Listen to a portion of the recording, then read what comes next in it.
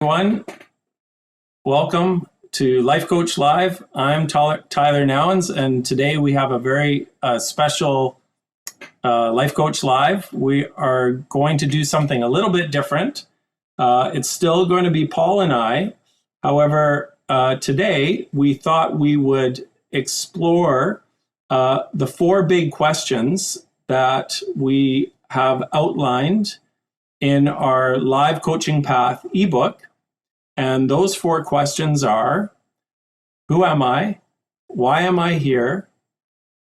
How will I be? And what will I do? And so in today's conversation, I'm actually going to be the interviewer. And our guest today on Life Coach Live is Paul Heron, who you're already familiar with. So welcome, Paul. Nice to see you. How are you doing? Well, it's great to be here as your guest today, Tyler. I'm super excited and looking forward to this opportunity to be able to work through some of these questions from my own point of view. You know, we've been developing this pathway, these questions over the last few months, as regular listeners would be aware of. But I'm really excited to just see what comes up and see where this conversation goes. So absolutely can't wait. Me too. This is great. So the first question has to do with your identity, and the question is, who am I? And just to clarify, I guess we could ask the question, who am I, in a couple of different contexts. So one context being from a personal standpoint. And what I mean by that is how you see your true authentic self, how you view who you really are, behind all of the external roles, such as a father and a husband and a life coach and all that kind of stuff, which is, I think, the underlying intention behind the question, who am I? And so I think I'd like to maybe focus today on that perspective. The other perspective is going to be more pertaining to your identity as a life coach. And it's something that we can get into, but I kind of, because they're two different things and there's two different ways to answer the question. So we can, if we have time to do the from the business perspective, then by all means, let's go for it. But first and foremost, how do you view yourself? How do you see yourself in the authentic sense, behind all the masks and the roles? Yep. Yeah, thanks for that clarification, Tyler. And, hopefully, I've got a few things that I want to try and get across in relation to this question. Hopefully it clarifies my point and my stance across the board, is my hope. Who am I and who do I see myself? This is such a powerful question that, over the last few months, I've asked myself this question probably more than I have in the years before. Over my coaching journey over the last 5 or 6 years, yes, that has been a big part of, self-discovery and figuring out who I am. But even over most of that period, it was the labels that were the focus. It was my name is Paul. I'm Paul. That's who I am. I'm a life coach. I'm a father. It'll be these labels, probably closely followed by me defending how good I am at performing these labels.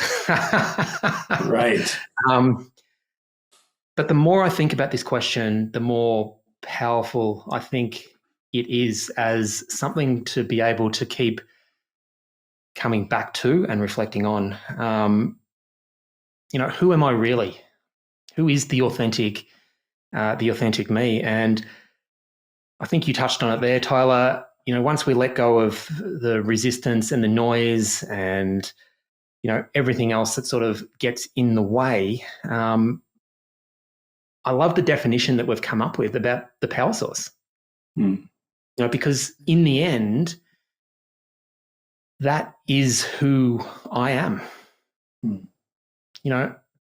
I think that's such a powerful revelation to be able to come up with. It's empowering to be able to understand that I am the creator of the things that I want to create. The visions that I have, I am responsible for creating these things. And that's power. That is this power source that we've been talking about, in my opinion. There's so much we could talk about on this, I guess, but there's another couple of things that are coming up for me in relation to this. I'm sorry to interrupt, Paul. I just want to take a moment to digest that, right? Because I think that from a truth standpoint, that it is the top. It's the everything. It is, right? That's the truth. And, everything that comes after that, it's all secondary, and I think that sometimes when we hear the idea of me being who I really am as a power source, we want to go, well, now that I'm the power source, what can I manifest and what can I do and all that? And again, in the life coaching path, we're always returning back to that truth. And so I just want to take a moment to digest what you said there, because these other things like vision and mission and goals and all that kind of stuff, those all come after. But I'm just acknowledging you. I'm excited by this. Yeah. So thank you for sharing. Yeah. Thank you, Tyler. And again, as I was saying, there's so much more that I could go into, but it is this, I'm almost visualizing this decluttering of stuff, of noise. This is becoming something that we can keep coming back to, and there, as I said, there is a power. I think a huge part of this is, and I think this may have come up in our self-belief talk during the week, but a big part of this is an acceptance. Because if we're the creator, if we're the person that can create anything that we desire, we're also the creator of, the things that we might not like as much as some of the other things. Yeah. But even that realization in itself is such an empowering thing to come to terms with, because no matter where we find ourselves, I'm fortunate enough to have this opportunity. There's been periods in my life where probably wasn't able to think as clearly as this. And I know there's many others out there that have far worse challenges than what I sort of go through. But no matter where we find ourselves, if we can understand, or if I understand that I'm responsible for everything that I've created to this point, good, bad, indifferent, the realization is that if I'm responsible for what I've already created, then I'm responsible for deciding what happens next. Which is so powerful again in itself. And, the more you dive into it, of course, there's always going to be things that work well, things that don't quite go to plan. Again, that's probably creating more noise. I think just simply on this particular question, coming back to that basic element of who am I? I am the creator of everything that I've created to this point. and everything that I will create moving forward.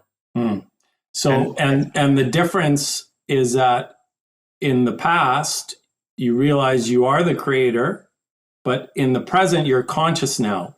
Maybe in the past, you weren't fully conscious of it. I'm not saying you were unconscious about it. Yes. What degree, let me ask you. Yeah. From your perspective now, your recognition now, the revelation that we're just talking about. Yep. Prior to that, how conscious were you of the truth of who you are compared to now? There would have been elements of taking responsibility. That is a core value that I hold, that I've developed over many years, being responsible for the things that I create, which is a big part of my ethos. But I wouldn't have been looking at it as specifically related to this particular question. There would have been labels associated to a lot of it. And I think the essence of this question is stripping away all those labels. Beautiful. And just coming back to the essence of who we are. And I think it's the term you came up with in this ebook that we've got. It's who am I? I'm the creator. And it just does not need to be any more complex than that. Yeah, that's so fantastic. I'm excited. This is your time to share, and I'm really excited about this. So you, as the creator, have an opportunity to use your innermost power of feeling in here, right? And again, we've talked about the second power being the mind, but this here is, you could say it's kind of at the root of the mind. It's the under the power underneath the mind. And the question is, in here, why am I here? Why am I on earth? What am I here for? What's the purpose? So that's the next question. Another really powerful question, and another question that, why am I here? What's the purpose of life? These are philosophical questions that, we could ponder for the rest of our days, I guess. But again, if I try and boil it down to my beliefs about, again, I think this gets to one of the points that we've been expressly trying to get across. If we're working the opposite way around, if we're looking at the stuff we're doing, working backwards, trying to figure out what our values are, and working backwards to try and figure out what our purpose is, it's really difficult to try and figure that sort of stuff out. What we're trying to do here and what we've been trying to develop is thinking about things from the inside out. So if we can really understand who we are as a starting point, then we can actually start to answer this question in a different way. And what comes up for me, why am I here? The very, very top of the the pyramid, I guess, is who knows? Because I'm lucky. Maybe I'm just one in a trillion, and I've got this opportunity to be here. Right. So you recognize how fortunate you are. Yes. To be here in the first place. Yeah. Never mind why am I here? And if we can come back to that more regularly. Right. Just coming back to that, how does that change our perspective on everything? With that in mind, what's the next, I'm here, or I am here. There's any number of things that we could be doing. I think in some ways, just retaining a little bit of focus on the reality of the situation. We're here. We're here for such a short amount of time. We're here. We want, or I want to make the most of this time. And what does that mean? I want to be happy, for example. What does that mean? That doesn't mean, for me, that does not mean staying safe and comfortable and protecting myself from any risk possible. That's not what happiness is to me. Happiness to me would be I heard someone talking about this recently on a podcast, and it really resonated with me. And I may mess it up, and either way, it can be my thing if it's unique. But Sure. Sure. happiness having three components: having satisfaction, Yeah. which to me comes from challenging ourselves and pushing ourselves and trying to live to our potential and making the most, and understanding that it's not always going to be comfortable. Understanding that there's going to be discomfort associated with it. Things aren't going to go away. We're going to get angry. We're going to experience the wide void or wide range of emotion that's available to us. We're human after all. Yeah. But we get to the end of something and we can look back and say, that is, I've achieved something. There's a satisfaction there. Right. There was connection and fun with the people we hang around with. Right. And for me, that is a huge part of why I'm here. What do I want to do? I don't want to just work myself to the bone for 50 years and then sit on a beach. That's not really what I do. I want to enjoy the journey. That's why I'm here. If you're lucky after 50 years to sit on the beach, you might not make it. Yeah. But then there's, purpose plays a big part here for me. So I want to be satisfied. I want to have this satisfaction of doing meaningful work. Right. Or not even just work, but meaningful things. Right. And, maybe that leads into the question of what don't I want to experience? What don't I want to be doing here? Why don't I want to be here? Life's too short to be sitting here spending your time stressed and worried and scared and all this type of stuff, for me. So for me, just figuring out what my core values are, what's most important to me, being a good role model, spending time with my family, doing some sort of meaningful work, giving back, contributing, learning, all these type of things are the things that come to mind for me when I think about, why am I here? Awesome. Thank you so much for sharing. I think there's tons of richness in what you shared and tons of wisdom in what you shared. And I've got another question for you. So that was your vision, and now we're moving into mission. So the question is, how will I be? And I think it's an interesting way of phrasing the question. How will I be? It's not a common question. Most people ask, how are you doing? But how will I be? Interesting. So what is your contemplation on that question?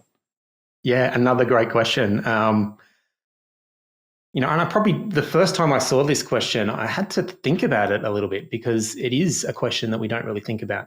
We're often thinking about where we want to be, points down the road that we want to try and get to. And if we can actually get there, then we can be how we want to be. Right. Right. This is how I want to be for me is in the present moment. It's not worrying and stressing about what's already been.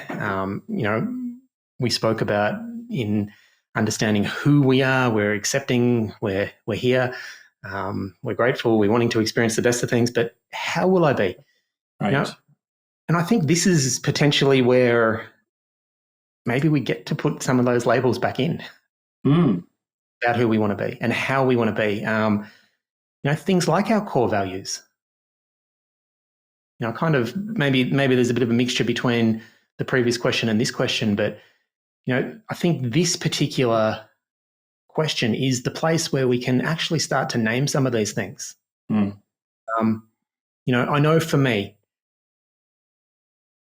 and acceptance is a huge thing, right? Because even that word acceptance is a bit of a work in progress for me.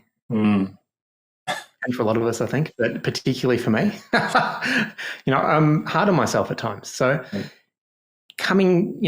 I relate to, if I'm hard on myself, if I'm going to judge myself and put myself down and things like that, if I go back to that previous question, it's taking me away from Mm. my vision and what I want to Mm. achieve. So in this question, how will I be? My aim or my goal, I guess, in terms of how I want to be and how I want to try and make progress towards is, to be understanding and kind to myself, to be courageous and, to be able to lean into the discomfort that comes with pushing ourselves out of our comfort zone.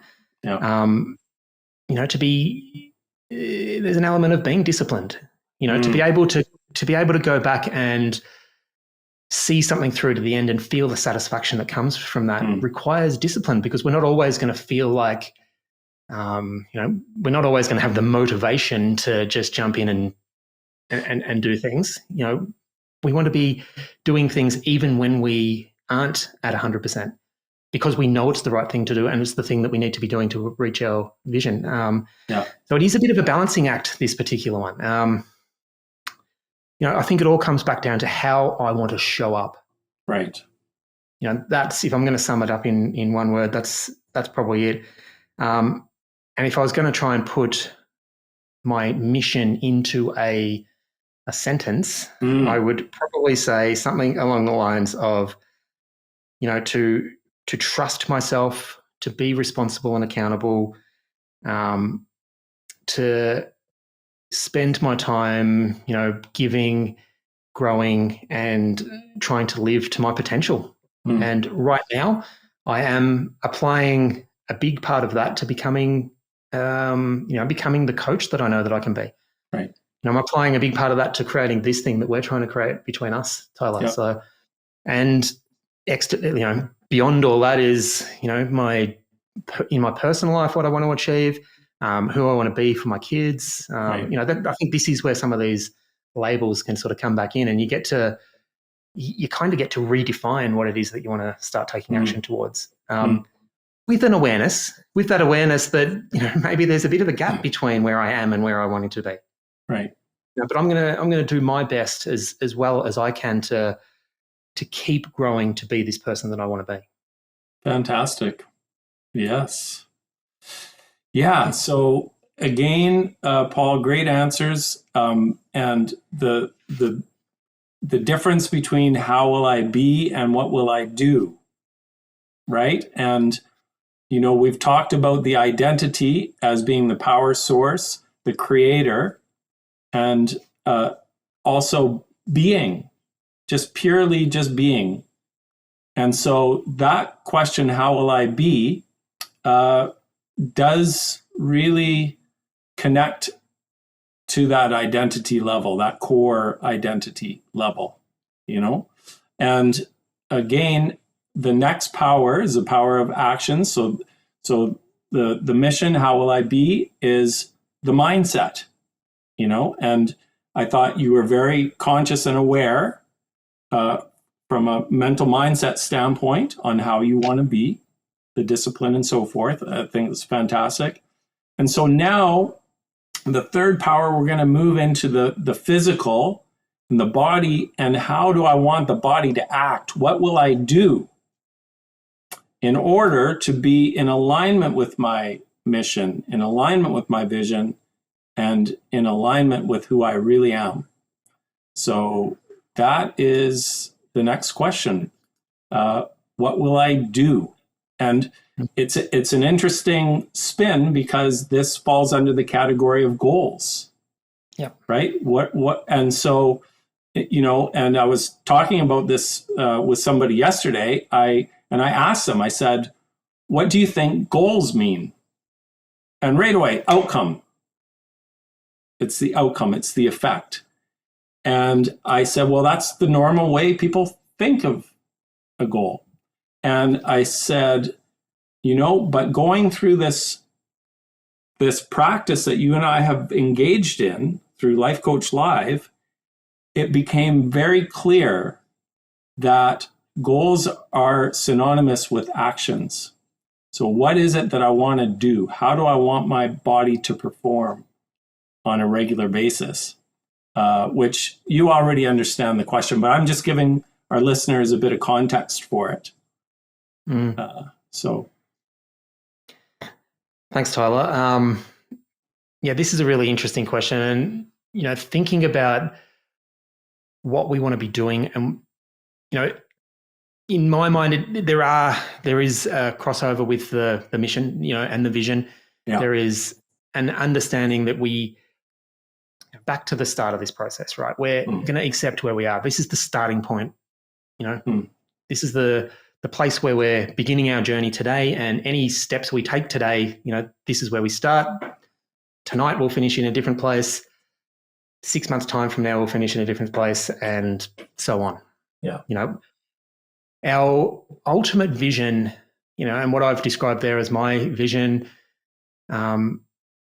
maybe it's a little bit abstract. And if you're trying to work out the specific steps that are required for me to get there, or that I need to do to get there, can be a bit daunting. It can be a bit overwhelming to think through. So with my ultimate vision in mind, I do think it's important to pick some targets into the future that are going to allow us to, line everything up. I almost visualize, this is the vision. I need to make sure that I'm pointing in the right direction. Right. And I do need to pick some target that feels manageable to me to work towards. And, we've touched on labels. We can call them whatever you want to call it. We can call it a goal, call it an action, call it a mission, call it a vision. Whatever label we put next to that, it's the target that we're going to aim ourselves at. And all of us are going to be slightly different here. For me, I like having a little bit of structure. I like having my 12-month goals broken down. I just want to know what the thing is that I need to achieve this week. And then I can work out the specific tasks and I can put a plan in place. Now, for me, this is the easy bit, particularly once we've done this work to understand who we are. We've shed some of this weight that holds us down and stops us taking actions and makes us procrastinate and overthink and worry and incapable of making decisions and all this type of stuff. If we can get the clarity that we need from the first few steps, this just becomes easy for me. So right now my goals are to, continue my life coaching journey, to have a group training program of some description running next year. There are clear goals that I can see. I can imagine myself being there and I can work out the specific steps. And I trust myself and have a relatively high level of certainty that I can figure stuff out. Trust myself to overcome any hurdles. I'm not saying that it's going to be easy. I've had, this, Tyler, I've had some challenges over the last couple of weeks.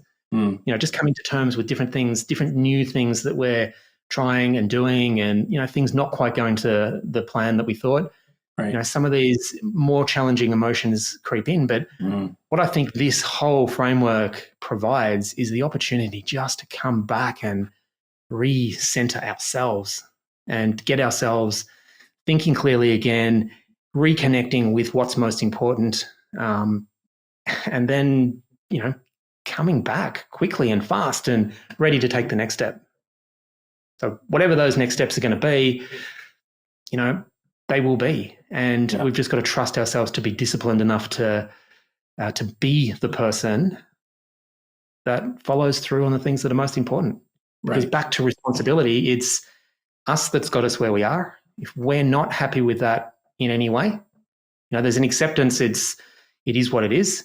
It's empowering because we know that if it's us that's got us there or got us here, it's us that can make a change. And if we're serious about making that change, it becomes really clear what we need to do. Right. We can't keep doing the things that have got us here. We do know we need to do something a little bit different. We know that doing new and different is not always going to be comfortable and easy, and we lean into that and it becomes exciting. Right. Yeah. Yeah, it's, and we've talked about this, but taking that step, whatever that step is outside of your comfort zone, gives you that new perspective so that you can see what the next step is. But unless you take the first step, the second step isn't apparent. We don't know. And sometimes the hardest step, and I think we've talked about this, oftentimes the hardest step is the first step.